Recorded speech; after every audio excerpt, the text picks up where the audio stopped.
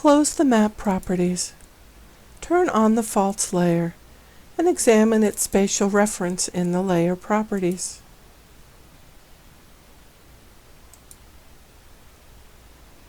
Open the Project tool in the Geoprocessing pane.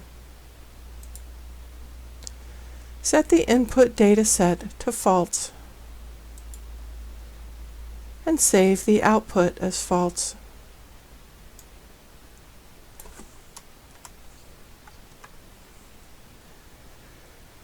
Select the output coordinate system, NAD 1983 UTM Zone 13N, as before.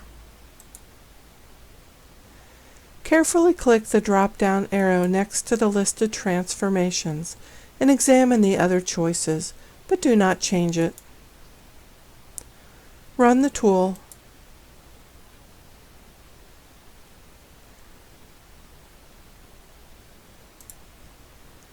And remove the original faults layer from the contents window.